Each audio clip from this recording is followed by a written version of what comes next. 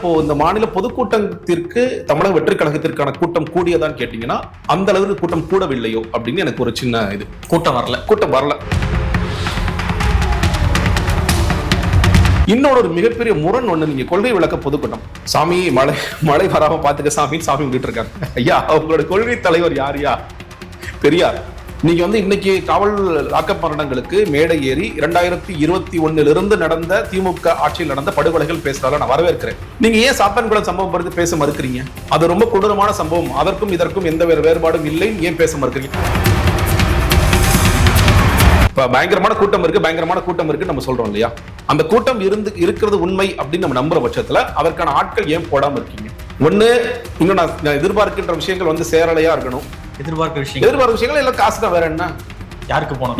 நீங்க எல்லா பொறுப்புகளையும் ஒவ்வொரு வட்டச் செயலருக்கு 5 லட்சம், பகுதி செயலருக்கு 10 லட்சம் நீங்க வித்துட்டு இருந்தா யாருங்க வருவா? புஷியானந்த். ஆமா, விஜய் அவர்களுடன் புகைப்படம் எடுப்பதற்கு எந்த ரூபாய் கலெக்ட் பண்றது கிடையாது. புஷியானந்த் வந்த பிறகு அதுவே மாறுது. 10,000 15,000 கொடுத்தாதான் நீ போட்டோவை எடுக்க முடியும். அதை விடுங்க, இன்னைக்கு வேட்பாளருக்கு 2 கோடி ரூபாய் கொடுங்க. 2 கோடி ரூபாய் நீங்க 2 கோடி ரூபாய் கேட்கிறாரு. இது இல்ல நீங்க சொல்றீங்க, புஷியானந்த் மைக்கு நிட்டுங்க, வேட்பாளருக்கு நீங்க 2 கோடி ரூபாய் காசு கேட்கறீங்களா இல்லையா நீங்க டேரக்டா கேளுங்க. இது நானே கான்பிடண்டா சொல்றேன், நீங்க 2 கோடி ரூபாய் கேட்கிறாரு.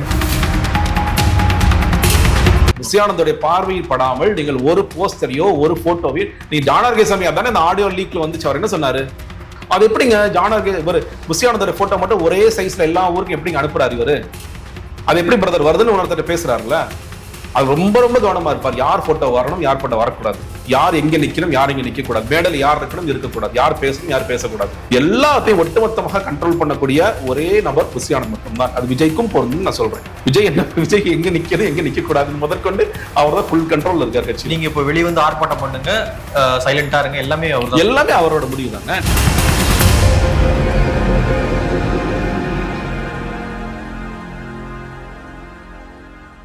தமிழ்தடம் நேயர்களுக்கு வணக்கம். இன்று நம்மோடு உரையாட அரசியல் விமர்சகர் திரு ஜெகதீஸ்வரன் அவர்கள் நம்மோடு இணைந்திருக்காங்க. வாங்க பேசலாம். வணக்கம் சார். தாவேகா கொள்கை விளக்க பொதுக்கூட்டத்தை சேலத்துல போட்டிருக்காங்க. ஸோ தங்களுடைய கட்சிக்காரங்களுக்கு தங்களுடைய கொள்கை என்ன அப்படின்றத தெரிவிக்கும் விதமாக பேசியிருக்காங்க. பேசின தலைவர்கள்லாம் கொள்கையை தான் பேசினாங்களா? நீங்க பார்த்த அளவில் எப்படி இருந்துச்சு? முதல்ல இது மாநில பொதுக்கூட்டம். இது சேலம் மாவட்ட கூட்டம் கிடையாது, மாநில பொதுக்கூட்டம். ஏன் மாநில பொதுக்கூட்டம் சொல்றேன்னா, தமிழக வெற்றி கழகத்திற்கு விஜய் அப்படிங்கிற முகத்திற்கான கூட்டம் என்பது எப்பொழுதுமே இருக்கிறது. இப்பொழுதும் விஜய் திடீர்னு வீதியில வரான்னு வச்சுக்கோங்களேன், மிகப்பெரிய கூட்டம் கூடும். நீங்க ஆனா இப்போ இந்த மாநில பொதுக்கூட்டத்திற்கு தமிழக வெற்றி கழகத்திற்கான கூட்டம் கூடியதான் கேட்டீங்கன்னா அந்த அளவுக்கு கூட்டம் கூடவில்லையோ அப்படின்னு எனக்கு ஒரு சின்ன இது. அது எதுல இருந்து வரேன்னா, நீங்க சேலம் மாவட்டத்துல மட்டும் கிட்டத்தட்ட 11 தொகுதி.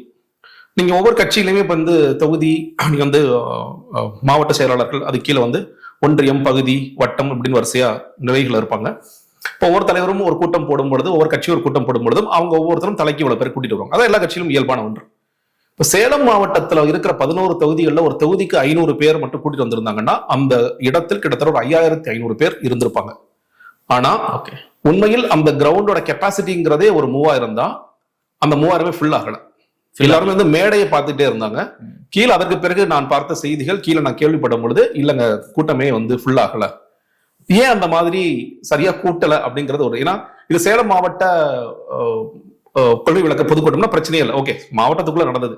ஒரு மாநில தழுவிய பொதுக்கூட்டம். ஏன்னா இங்க இருந்து மாநிலத்திலிருந்து பொதுச் செயலாளர் போறாரு, இன்னொரு பொதுச் செயலாளர் ஆதவ் அர்ஜுனா போயிருக்காரு, கொள்கை பரப்பு பொதுச் செயலாளராக இருக்கிற அருண்ராஜ் போறாரு, கொள்கை பரப்பு செயலாளர் போயிருக்காரு, துணை செயலாளர்கள், இணை செயலாளர்கள் எல்லாருமே போயிருக்காங்க. நிறைய பேர் பார்க்க முடியுது, அந்த மேடையில நிறைய பேர் பார்க்க முடியுது. சேலம் மாவட்டம் இது மாதிரி பல்வேறு மாவட்டத்திலிருந்து மாவட்ட செயலாளர்கள் அந்த கூட்டத்தில் இருந்தார்கள். ஏன்னா முதலாக அவர் நடத்துகின்ற மாநிலம் தழுவிய பொதுக்கூட்டம் என்கிற காரணத்தினால்.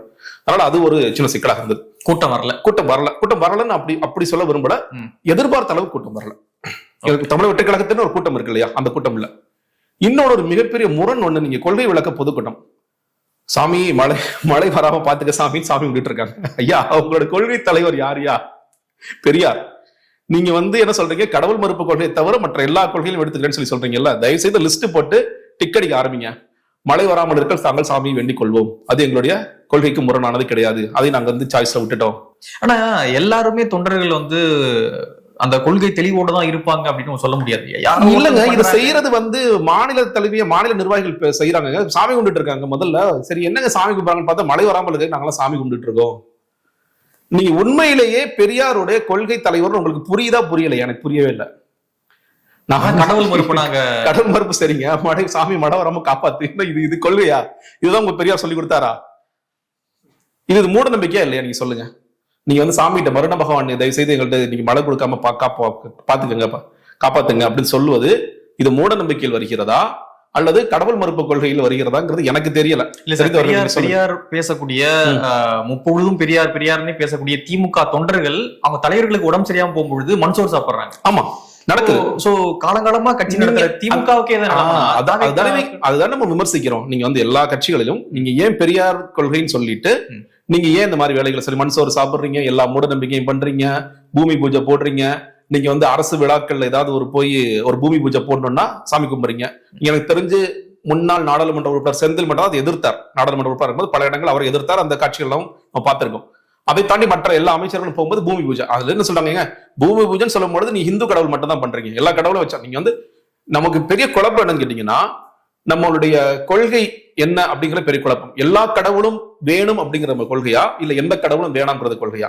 இப்போ ஒரு அரசு அலுவலகத்துக்கு நீங்க உள்ள போறீங்க, நீங்க பாத்தீங்கன்னா என்ன சொல்றது, ஹிந்து சாமி போட்டோ மட்டும் தான் வச்சிருப்பாங்க. இல்ல அங்க ஒவ்வொரு வெள்ளிக்கிழமையும் பூஜை போடுவாங்க. கண்டிப்பா சரஸ்வதி பூஜை பிரமாதமா கொண்டாடுவாங்க, விநாயகர் சதுர்த்தி பிரமாதமா கொண்டாடுவாங்க. அதுதான் அதுக்கு பேர் மதச்சார்பின்மையா? முதல்ல நீ சொல்ற எல்லா அரசு அலுவலர்களும் நடக்கிற ஒண்ணுதான். அதெல்லாம் நம்ம விமர்சிக்கிறோம். இல்ல தப்பு. உண்மையான மதச்சார்பின்மை என்ன கேட்டீங்கன்னா எந்த மதமும் வேண்டாம்பா. என்ன தனிப்பட்ட முறை நான் வீட்டுக்குள்ள நான் சாமி கும்பிடுறேங்க, நான் என்னவோ பண்றேன், நான் மாலை போடுறேன், திருப்பதிக்கு போறேன், திருச்செந்தூருக்கு போறேன், அதெல்லாம் வேற விஷயம். ஒரு பொது இடத்தில் ஒரு பொது அலுவலகத்தில் நான் எவ்வாறு நடந்து கொள்கிறேன் அப்படிங்கிறத அதிலே பெரிய குழப்பம் ஒட்டுமொத்தமாக இருக்கு. நம்ம திமுக அரசு செய்யும் போது என்ன சொல்றாங்க, நம்ம என்ன சொல்றோம், இவங்க பாருங்க இரட்டை நிலைப்பாடு. தாவேக்கோ சொல்லுதுல ஏங்க இரட்டை நிலைப்பாடு போடுறாங்க இவங்க. பெரியார் வழி தோன்றலாக இருப்பவர்கள் சுயமரியாதை பேசுகிற நீங்கள் எப்படி நீங்க போய் கால விழுகலாம், அவர் கால எப்படி விழுகலாம், நீ கொத்தடிமையா இருக்கிற தாவேக்கோ சொல்றாங்களா இல்லையா? எல்லா கட்சிகளும் சொல்றாங்க இல்லையா? உங்களுக்கும் அவர்களுக்குள்ள வேற்றுமை என்ன?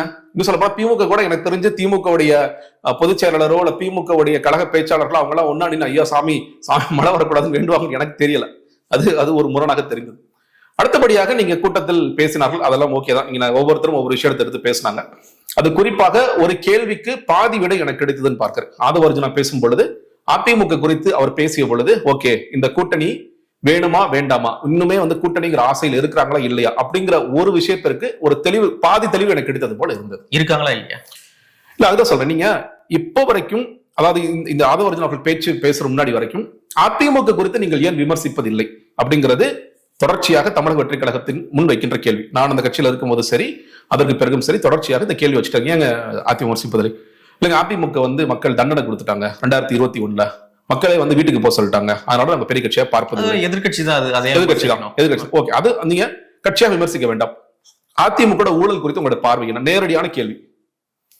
ஆமா அவங்க ஊழல் கட்சி, இல்லை அவர்கள் ஊழல் கட்சி இல்லை, நீங்க சொல்லிதானே ஆகணும். நீங்க மக்கள் மன்றத்துல நீங்க இந்த கேள்வி எழுப்பும் பொழுது நீங்க மறுபடியும் எல்லாத்துக்கும் ஸ்டாண்டர்டா ஒரே பதில சொல்லக்கூடாதுல்ல. அதிமுக ஆட்சி காலத்தில் நடந்த லாக்அப் மரணங்கள் குறித்து உங்களுடைய பார்வை என்ன? இல்லங்க தண்டனை கொடுத்துட்டாங்க, இல்ல எதுக்கு எடுத்தாலும் நீங்க தண்டனை கொடுத்துறாங்கன்னு தட்டிக்கல் ஸ்டே பண்ணீங்கன்னா அப்ப உங்களுக்கு பின்னாடி கூட்டணிக்கு போகலாம் அப்படிங்கிற ஒரு ஆசை இருக்கு அப்படிங்கிறதா தெரியும். இல்ல அதிமுக ஆட்சி காலத்தில் நடந்த துப்பாக்கி சூட்டுகள்லாம் விஜய் அவர்கள் கட்சி ஆரம்பிக்காத பொழுது நேரடியா போனார். ஆனா கட்சி ஆரம்பிக்க முன்னாடி அது பேசுறது தயங்குறார். கட்சி ஆரம்பிக்கிற மாதிரி போனார். நீங்க இன்னைக்கு காவல் லாக்அப் மரணங்களுக்கு மேடை ஏறி 2021 நடந்த திமுக ஆட்சியில் நடந்த படுகொலைகள் பேசுறாரு. நான் வரவேற்கிறேன். ஒரு களத்துக்கு போயிட்டாரு, பேசிட்டாரு. நீங்க ஏன் சாத்தான்குளம் சம்பவம் பற்றி பேச மறுக்கிறீங்க? அது ரொம்ப கொடூரமான சம்பவம், அதற்கும் இதற்கும் எந்த வேறுபாடும் இல்லை, ஏன் பேச மறுக்கிறீங்க? கம்பேர் பண்ணணுமா? இல்ல நான் என்ன சொல்றேன், உங்களுடைய பார்வை என்பது காவல்துறை மரணங்கள் இருக்கக்கூடாதுங்கிறதா இல்ல திமுக ஆட்சியில் நடந்த காவல்துறை மரணங்கள் மட்டும் இருக்கக்கூடாதா? அதுதான் என்னோட கேள்வி. உங்களுக்கு காவல்துறை மரணங்களே இருக்கக்கூடாது. ஒரு நாளைக்கு விஜய் ஆட்சி அமைக்க போறார், மக்கள் விரும்பும் முதல்வர் வேட்பாளராக வருகிறார். 2026 நாம ஆட்சி அமைக்க போறேன். ஆட்சி அமைத்த உடனே காவல்துறை மரணங்கள் இருக்கக்கூடாதுன்னு அவருடைய ஆசையாக இருக்கு. கண்டிப்பா. அப்போ உங்களோட போக்கஸ் எதுல இருக்கணும்? திமுகவோ அதிமுகவோ இல்ல அதுக்கு முன்னாடி நடந்த ஆட்சி காலமோ எந்த ஆட்சி காலத்திலும் காவல்துறை மரணங்களுக்கு நான் எதிரானவன் அப்படித்தானே பேசியிருக்கணும். இல்ல அதிமுக ஆட்சி காலம் பத்தி பேச வேண்டாம், நீங்க கொடூரமாக நடந்த ஜெயராஜ் பினிக்ஸ் பத்தி நம்ம பேச வேண்டாம். அவங்க ஆட்சி காலத்துல நடந்த பேரையே மேடையில் உச்சரிக்கிறார். ஏன் உச்சரிக்கிறாரு? அந்த நேரத்துல முதலமைச்சராக எதிர்க்கட்சி தலைவர் ஸ்டாலின் அவர்கள் அப்ப மட்டும் நீங்க சிபிஐ கேட்டீங்களே, இப்ப மட்டும் ஏன் சிபிஐ? இது இப்படிதான் ரெஃபரன்ஸுக்கு பயன்படுத்துறாரே தவிர அது எவ்வளவு மோசமாக அந்த கொலை நடத்தப்பட்டது, எவ்வளவு மோசமாக நீங்க தமிழ்நாட்டு வரலாற்றுல ஒட்டுமொத்த ஸ்டேஷனையே வந்து சஸ்பெண்ட் பண்ண மாதிரி நிகழ்வு எங்கேயாவது நடந்திருக்கா? நமக்கு தெரிந்த வரலாறு ரொம்ப முன்னாடி நமக்கு ரெக்கார்ட்ஸ் இல்ல, எப்ப நடந்திருக்கான்னு நடந்ததே கிடையாது. சாத்தான் குளத்துல முதல் நடக்குது. ஒட்டுமொத்த ஸ்டேஷனே வருவாய்த்துறை கண்ட்ரோல் எடுத்தாங்க. அவ்வளவு மோசமாக நடந்தது. போன மெஜிஸ்ட்ரேட்டை மிரட்டினாங்க.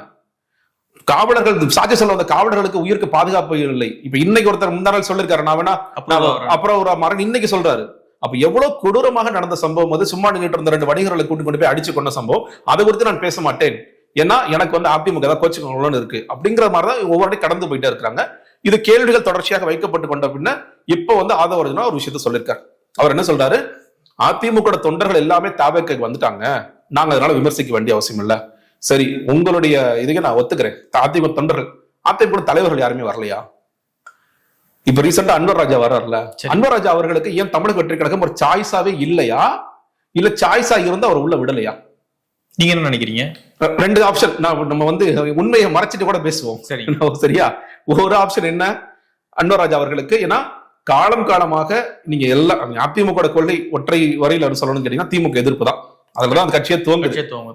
சோ அன்பராஜா வந்து ஏதோ ஒரு சிறுபான்மை தலைவர்லாம் இல்ல. எம்ஜிஆர் காலத்திலிருந்து தொடர்ச்சியாக முக்கியமான தலைவர்களில் ஒருவர், ஜெயலலிதா காலத்தில் முக்கியமான தலைவர்கள் ஒருவர். அவர் வந்து திமுகவை அதிகமாக விமர்சித்த தலைவராக அன்பராஜா இருப்பார்.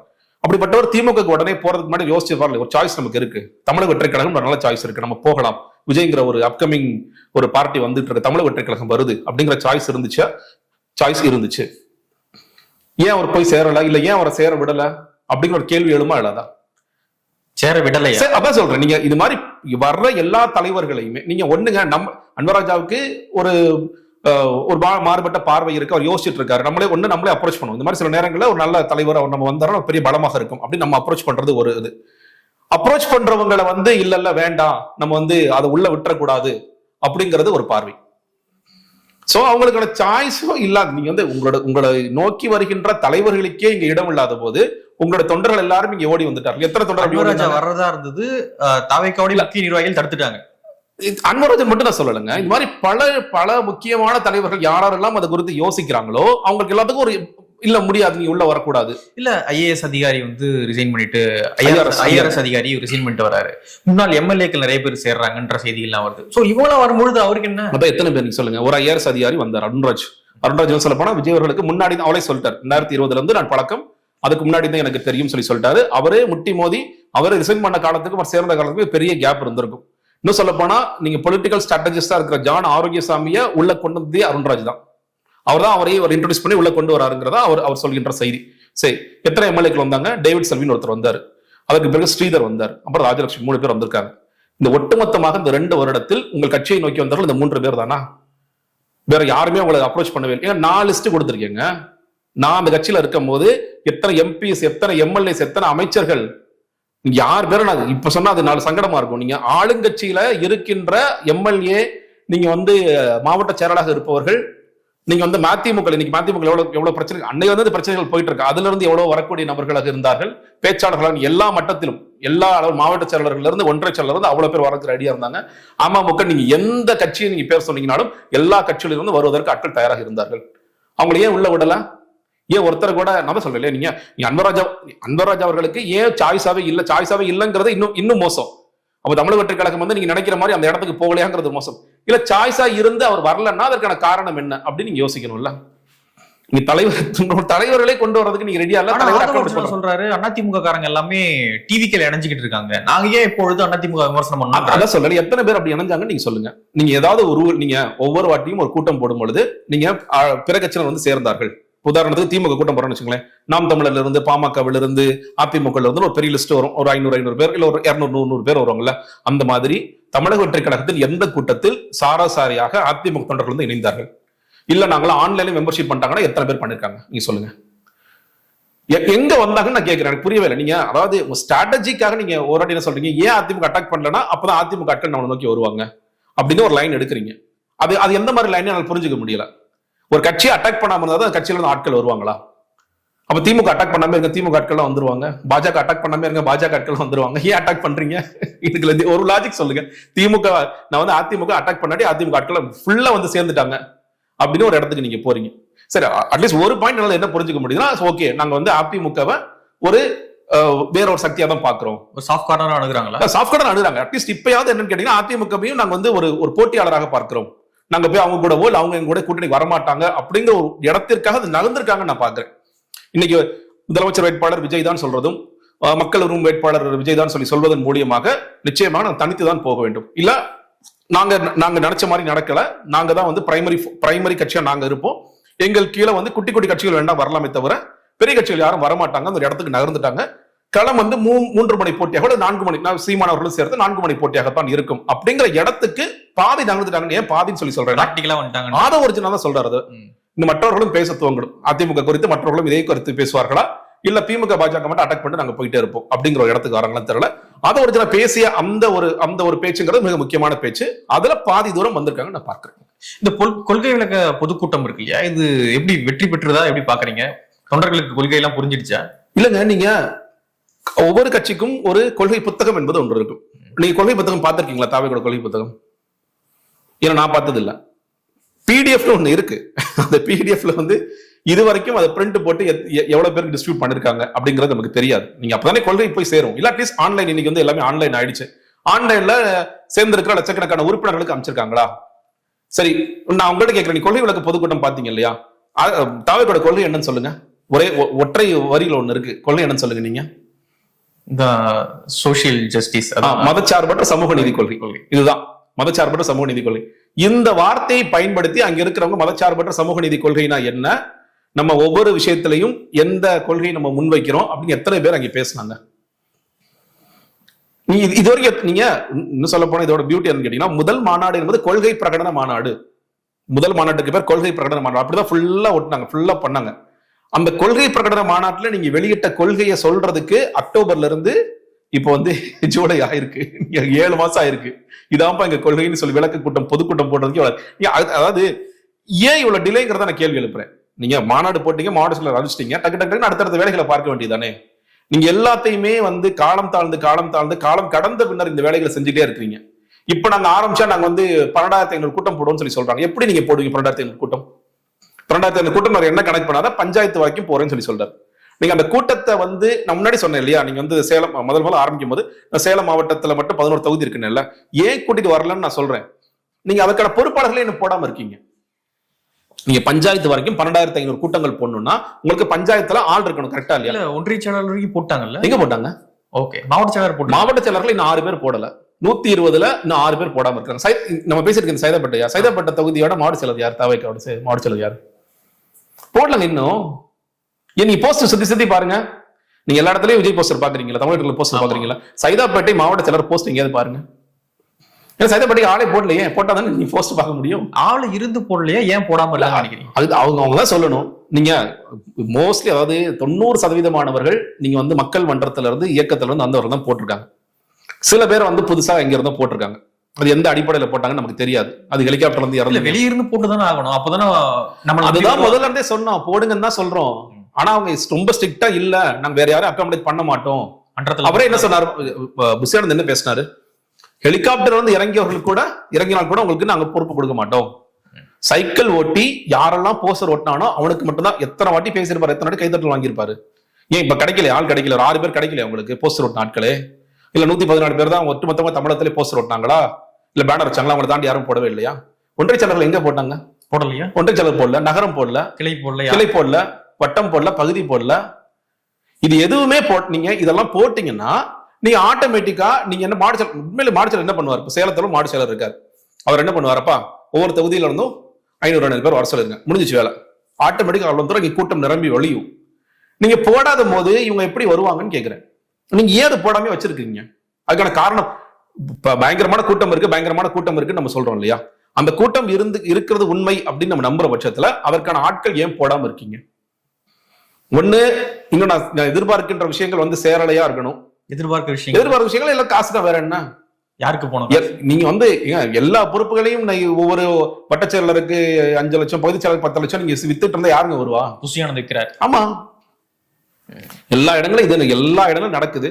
இல்லாத காசா இப்பொழுது பதவி வித்து தான் காசு வாங்கணுமா? இல்லங்க, நீங்க அதான் சொல்றீங்களா, இது தொடர்ச்சியா நடந்து இது வந்து இயக்கமாக இருந்த காலத்துல இருந்து இந்த மாதிரியான குற்றச்சாட்டுகள் நடந்துகிட்டு இருக்கு. அப்பொழுதே நடந்துகிட்டு இருக்கு. நீங்க ஒரு காலத்துல விஜய் அவர்களுடன் புகைப்படம் எடுப்பதற்கு எந்த ரூபாய் கலெக்ட் பண்றது கிடையாது. புஷியானந்த் வந்த பிறகு அதுவே மாறுது. 10,000 15,000 கொடுத்தாதான் நீ போட்டோவை எடுக்க முடியும். விஜய்க்கு தெரியுமா? அது தெரியல, விஜய் தான் சொல்லணும். விஜய் தெரிஞ்சு சும்மா இருக்காரா இல்ல தெரியாம சும்மா இருக்காரான்னு விஜய் தான் சொல்லணும். நமக்கு எப்படி தெரியும்? நீங்க அவங்க அப்பா இருந்த காலத்துல இதெல்லாம் கிடையாது. நீங்க வந்தீங்கன்னா, நீங்க ரசிகராக வந்தீங்கன்னா பார்க்கலாம், நீங்க வந்து அவரோட புகைப்படம் எடுத்துட்டு போலாம், அதெல்லாம் எந்த பிரச்சனையும் இல்லை.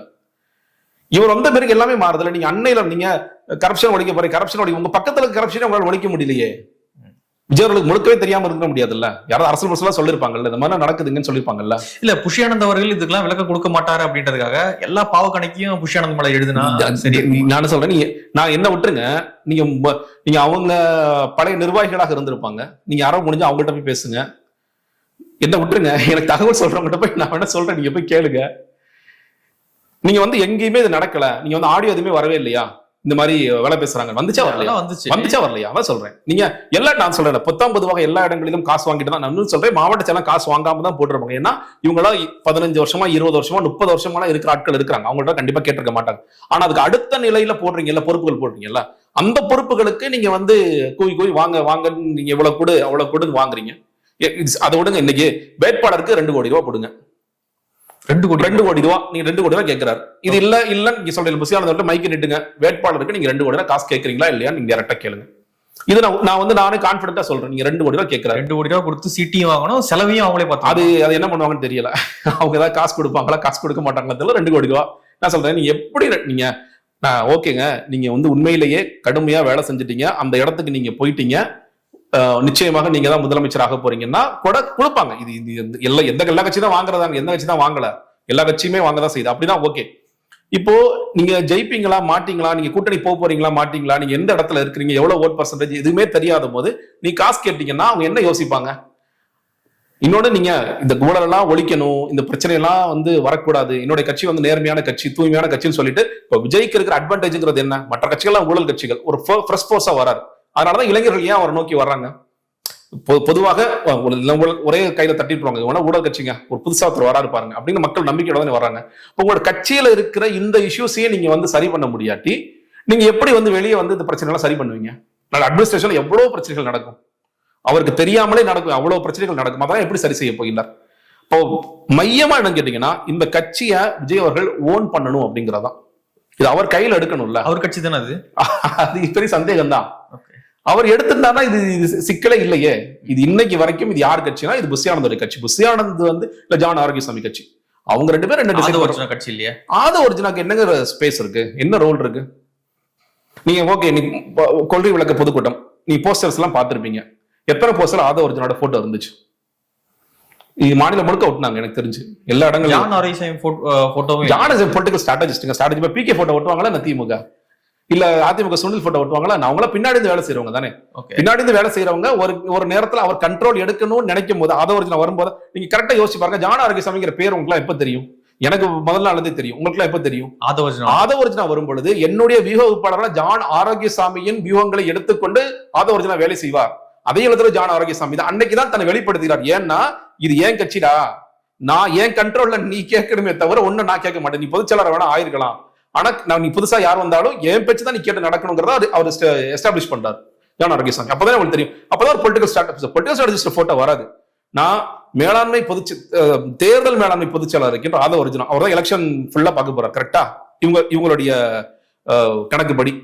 சோ அந்த 8 மாசம் இருக்கு. ஆத ஒரிஜினாவுடைய புகைப்படம் ஏன் எந்த ஒரு போஸ்டரிலும் இல்லை? ஏன் விஜய் போட்டோவும் புஷியானந்த் போட்டோ மட்டும் இருக்கு? சொல்லி வேணாம்னு சொல்லிட்டாங்க, போடாம விட்டாங்க. எனக்கு தெரியல. இன்னொன்னு, நீங்க இப்ப மேடையில பேசினாங்கல்ல, இந்த 7-8 பேர் பேசினாங்க, யாராவது ஒருவராவது புஷியானந்த் பேரை தவிர, அவர் பேருன்னா வணக்கத்திற்கு பொதுச் செயலாளர் இல்ல ஏதோ கதைகள்லாம் அடைமொழி எல்லாம் போட்டு பேசினாங்களே தவிர, அந்த மேடையில உட்கார்ந்து இருந்தா ஆத ஒரிஜினல் யாராவது ஒருத்தராவது மரியாதை நிமித்தமா ஆத ஒரிஜினல் அவர்களையும் யாராவது சொன்னாங்களா? இல்ல அருண்ராஜ் அவர்களையும் சொல்லி சொன்னாங்களா? யார் அதை தடுக்கிறாங்க? இல்ல இவங்களே நினைச்சுக்கிறாங்களா மாவட்ட செயலரே, ஐயோ அன்னை கோச்சுக்குவாரு நம்ம வந்து இவரை தாண்டி சொன்னா? அந்த ரோல பொருளாளர் இல்லவே இல்லையா? எந்த ஒரு கட்சிக்கும் பொருளாளருக்கு வேலை இல்லையா? மேலாண்மை பொதுச்செயலருக்கு வேலை இல்லையா? இங்க தலைமை நிலை செயலாளர் இல்லையா?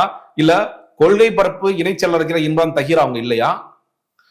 இவங்கெல்லாம் நீங்க அட்லீஸ்ட் ஒரு பேச்சுக்காவது மேடையில இருக்கிறவங்க, நீங்க யூஸ்வலா ஒருத்தர் பேச வராருங்க, ஒரு கொள்கை பரப்பு செயலாளர் பேச வராரு, அப்ப எங்களின் ஓசோன் லேயரை மட்டும் சொல்லிட்டு போயிடுவாரா? மத்த யாரும் ஓசோன் லேயரா இல்லையா? இங்க இது யார் தடுக்கிறா? அப்போ அதான் சொல்றேன், நீங்க அதை ஒரிஜினா வந்து ஒரு சில விஷயத்துக்கு மட்டும் வச்சிருக்காங்க, அவ்வளவுதான். இது முழுக்க முழுக்க இந்த கட்சி என்பது இவர்கள் இருவருக்குமான கட்சியாக மட்டுமே செயல்பட்டு இவ்வளவு பெரிய பொதுக்கூட்டமானது நடைபெறுது. முதல் பொதுக்கூட்டம் வேற, கொள்கை விளக்க பொதுக்கூட்டம். கண்டிப்பாக இதை வந்து விஜய் அவர்கள் அங்க வரலனாலும் அங்க இருந்து வீடியோ இருந்து பார்த்திருப்பாரு, லைவ்ல பார்த்திருப்பாரு. அதன் பிறகு வீடியோ வாட்சி பார்த்திருப்பாரு. அப்படி பார்த்திருக்கும் பொழுது யாருமே வந்து ஆதவர்ஜனோட பேர் சொல்லாம ஒன்லி புஷியானந்த் பேர் மட்டும் தான் சொல்றாங்க அப்படின்றத வந்து விஜய் அவர்கள் கண்டிப்பாக வாட்ச் பண்ணியிருப்பார். வாட்ச் பண்ணியிருந்தா அவர் வந்து அதை கேட்டு இருப்பார், ஏங்க எல்லாரும் பேரையும் சொல்லலாம் இல்ல அப்படின்னு கேட்டிருப்பார்.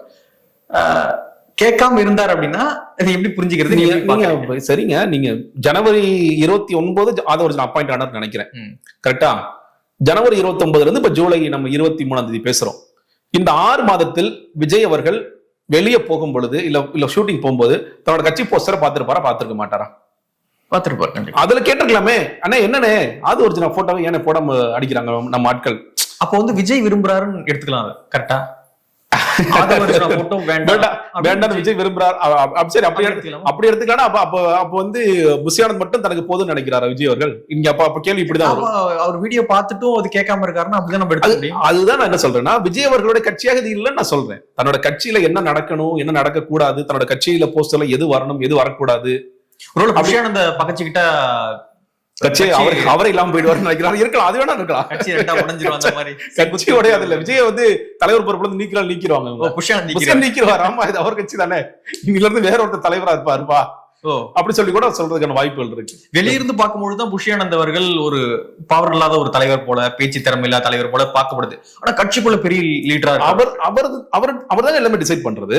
என்ன பேசணும், என்ன பேசக்கூடாது, யார் பேசணும், யார் பேசக்கூடாது, யார் எங்க உட்காரணும், யார் உட்காரக்கூடாது. நீங்க இந்த போஸ்டர் மட்டும் இல்லைங்க, நீங்க கிறிஸ்துமஸ் விழான்னு கொண்டாடுவாங்க, புது வருட இதுக்கு விழா கொண்டாடுவாங்க. அதுல கூட யாருடைய போட்டோ போடக்கூடாது.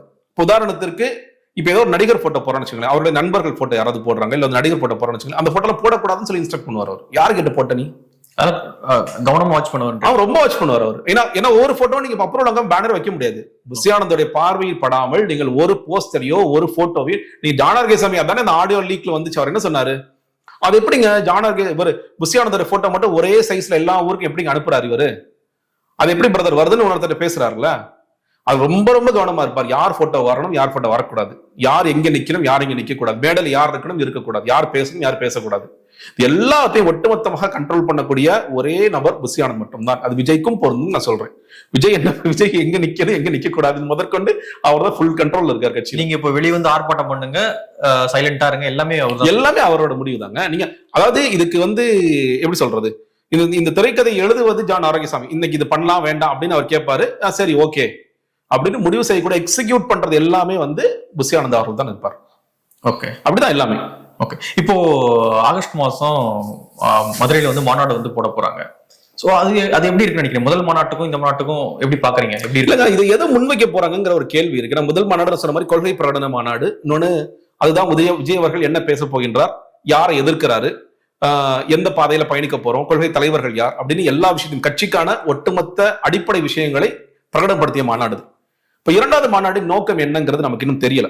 ஏதாவது ஒரு காரணம் இருக்கணும் இல்லையா? நம்ம வந்து ஒண்ணு எங்களுடைய தேர்தல் அறிக்கையை நோக்கி இது இருக்க போகின்றது, இல்ல எங்களோட பயணம் அடுத்தடுத்தாக இருக்க போகின்றது, இல்ல ஒட்டுமொத்தமாக இஷ்யூஸ் பேச போறேன். இப்ப இந்த செயற்குழு கூட்டத்திலே தீர்மானங்கள்லாம் எந்தெந்த பிரச்சனைகளுக்கு நான் குரல் கொடுக்கிறோம்னு சொல்லி போட்டுறாங்க. அப்ப இது எதை நோக்கி இருக்கும் அப்படிங்கிறது ஒரு பெரிய கேள்வியாக இருக்கு. இல்ல இன்னும் விளக்கமாக நம்ம வந்து இந்த கூட்டணி குறித்து எல்லாம் பேச போகின்றாரா அப்படிங்கறது, அவரோட செயல் திட்டங்கள் குறித்து பேச போகின்றாரா அப்படிங்கிறது இனிமேல் தான் தெரியும் நான் நினைக்கிறேன். ஏன்னா முதல்ல வந்து பிளான் எப்படி இருந்துச்சுன்னு கேட்டீங்கன்னா, ஒரு 4 அல்லது 5 மாநாடு தான் முதல் பிளான். நீங்க வந்து நான் சொல்லும் போது இது அக்டோபர் மாநாட்டுக்கு பிறகு ஜனவரியில ஒரு மாநாடு, அப்புறம் ஏப்ரல் ஒரு மாநாடு, அதற்கு பிறகு ஜூலைல ஒரு மாநாடு, செப்டம்பர்ல ஒரு மாநாடு, இப்படிதான் அவங்க முதல் திட்டம். இந்த மாநாட்டுக்கு நடுவில் எந்த வேலையும் நடக்காது. முதல் திட்டம் தான். லீவ் விட்டுருவோம் கட்சிக்கு, வெளியே வர மாட்டாங்க, வெளியே வர எதுவுமே பண்ண மாட்டாங்க, லீவ் விட்டுருவோம். இந்த வார்த்தையே சொன்னாரு பிரதர், 2 மாசம் லீவ், சம்மர் வெக்கேஷன் எடுத்துக்கங்க. இல்ல ஜான் ஆரோக்கியசாமி பிரதர் 2 மாசம் லீவ் விட்டுருவோம், நீங்க லீவ்ல போயிடுங்க, திரும்ப எப்ப கூப்பிடுறோமோ அப்ப நீங்க வந்து டிவில அட்டன் பண்ணா போதும், அப்ப யூடியூப் போனா போதும், அது வரைக்கும் இந்த கட்சி அப்படிதான் செயல்படும், ஏன்னா அது கல்ட் பார்ட்டி, இந்த பார்ட்டி இப்படிதான் இருக்கும் அப்படிங்கறத அவர் அடிக்கடி சொல்லுவார். சோ முதல்ல அப்படிதான் இருந்துச்சு. அதுல வந்து ஏதோ ஒரு சேனல்ல கூட போட்டிருந்தாங்க, ஒவ்வொன்றிலையும் ஒவ்வொரு வார்த்தைகளை பயன்படுத்தி இந்த மாநாடு போட போறாங்க அப்படின்னு சொல்லி சொன்னாங்க. அப்ப இந்த மாநாடு எதற்கான மாநாடு அப்படிங்கிறது, இல்ல ஒருவேளை நிர்வாகிகளை தான் இன்ட்ரோடியூஸ் பண்ண போறாங்களா? ஏன்னா முதல் மாநாடு போடும்பொழுது மாவட்ட செயலர்கள் அபிஷியலா யாருமே அறிவிக்கல, ரெண்டு பக்கமும் உட்கார வச்சிருந்தாங்க. அவர்கள் அதற்கு பிறகு அறிவிக்கப்பட்டார்கள். ஒருவேளை இந்த மாநாட்டிலாவது இந்த ஒன்றிய செயலாளர்கள் நகர செயலாளர்கள் அறிமுகப்படுத்த போறாங்களா இல்ல என்னங்கிறது தெரியல. இது எப்படி போக போகுது அப்படிங்கிறது அப்படிதான் தெரியும் நான் பாக்குறேன். ஓகே, இப்போ இந்த மாநாடானது போடப்பட இருக்கு. இது வந்து மதுரையில போடுறாங்க அப்படின்னு ஃபர்ஸ்ட் மாநாடு விழுப்புரம், ரெண்டாவது மாநாடு இப்போ மதுரையில பேஸ் பண்றாங்க. வேற ஏதாவது இதுல வேற கேஸ்ட் கால்குலேஷன் இருக்குமா? இருக்கலாங்க. நீங்க மதுரை ஒண்ணு நீங்க என்னன்னு கேட்டீங்கன்னா, இப்போ விக்கிரவாண்டியில போடும் பொழுது எல்லாரும் பல பேர் சொன்னது என்னன்னு கேட்டீங்கன்னா, இது வந்து வன்னியர் பெல்ட்டா இருக்கு, இன்னும் சொன்னா ஆயுத திராவிடர்கள் பெல்ட்டா இருக்கு, அவங்களோட வாக்குகளை கவர்றது. ஆக்சுவலி இடம் பல இடங்கள் பார்த்தாங்க, சில இடங்கள் கிடைத்தது. இவர் வந்து பாண்டிச்சேரிக்கு பக்கமா விக்கிரவாண்டி இருக்குங்கிற தவிர வேற எந்த முக்கியமான காரணமும் கிடையாது. அது கம்ஃபர்டபுளா இருந்துச்சு, அவ்வளவுதான். இப்ப அடுத்த மாநாடு வந்து முதலே மதுரை எல்லாம் பேசினாங்க. மதுரை பேசும்போது ஏன்னா அந்த 4-5 மாநாடு சொன்னேன் இல்லையா, அதுல ஒரு சாய்ஸா மதுரை, அப்புறம் திருச்சி ஒரு சாய்ஸா இருந்துச்சு, அதெல்லாம் இருந்துச்சு. அப்ப வந்து இந்த நேரத்தில் நம்ம ஒருவேளை அந்த ஒரு கேஷ் கால்குலேஷன் இருக்கு அப்படின்னா அது வன்னியர் வாக்குனா இது வந்து நம்ம முக்குளத்தர் வாக்குகளுக்காக இருக்கலாம். ஆனா நான் பாக்குற வரைக்கும் விஜயவர்களுக்கான கூட்டம், விஜயவர்களுக்கான திரள்கிற கூட்டம்ங்கிறது எல்லா செக்டர் வர்றாங்க. எனக்கு தெரிஞ்சு ரொம்ப கோவை சார்ந்த சமூக மக்கள் மட்டும்தான் அந்த மாநாட்டுக்கே வரல. முதல் மாநாட்டுக்கே வந்து வன்னியர் நிறைய வந்திருந்தாங்க, முத்திரை நிறைய வந்திருந்தாங்க, முக்குளத்தோர் கொஞ்சம் வந்திருந்தாங்க. சோ இந்த மக்களை கவர்வதற்கான ஒரு திட்டமாக கூட இருக்கலாம். ஆனா அதை தாண்டி அவர் என்ன பேச போகின்றார் அப்படிங்கிறது ஒண்ணு இருக்கு. இன்னொன்னு, நீங்க முதல் மாநாட்டிற்கான பூமி பூஜையும் இரண்டாம் மாநாட்டுக்கான பூமி பூஜையில பெரிய டிஃபரன்ஸ் தெரிஞ்சது. அது கட்டக்கடங்காத கூட்டம். நாங்க இங்க இருக்கும்போது கிட்டத்தட்ட 15,000-20,000 பேர் இருந்திருப்போம் விக்கிரவாண்டியில பூமி பூஜைக்கு. காலை 4 மணிக்கு எல்லா சேனல்ஸும் லைவ் அடிச்சாங்க. நீங்க அதை கம்பேர் பண்ணும்போது இந்த பூமி பூஜையில ஆட்கள் ரொம்ப குறைவா இருந்தாங்க. ஒரு 150-200 பேர் தான் இருந்தாங்க. ஏன் தெரியல, ஒருவேளை விஸ்யானந்த் அதுக்குமே வர வேண்டாம் தான் சொல்லி சொன்னாரு, ஆனா இதுக்கும் வர வேணாம்னு சொல்லிருக்கலாம். அதனால ஆட்கள் குறைவாக இருக்கிறாங்க. அப்ப நீங்க போக போக இந்த மாநாட்டு இப்ப நீங்க விக்கிரவாண்டியில நடந்த அளவுக்கு நான் பார்த்த வரைக்கும் ஒரு 10 லட்சத்துக்கு மேற்பட்ட ஆட்கள் உண்மையிலே வந்தாங்க. பயங்கரமான கூட்டம். விஜய் வந்து நாங்கெல்லாம் பார்த்தே ரொம்ப நாள் ஆச்சு, நாங்க நேரடியாக பார்ப்பதற்கான ஒரு வாய்ப்பு அப்படி சொல்லிட்டு அவங்க ரசிகர்களாக இருக்கலாம், நிறைய பேர் வந்தாங்க. இந்த கூட்டம் இந்த மாநாட்டிற்கும் எவ்வளவு கூட்டம் கூடுகிறதுங்கிறத பொறுத்து கூட இந்த கட்சி மக்கள் மத்தியில் எவ்வளவு தூரம் சென்று சேர்ந்திருக்கிறது அப்படிங்கிற ஒரு பார்வை கூட நமக்கு கிடைக்கும். அந்த அளவுக்கு அது ஸ்டேபிளா இருக்கா, அக்டோபர்ல இருந்த அந்த கூட்டம்ங்கிறது இன்னும் ஸ்டேபிளா இருக்கா அப்படின்ற கேள்விகளுக்கு கூட விடை கிடைக்கும் நான் பாக்குறேன்.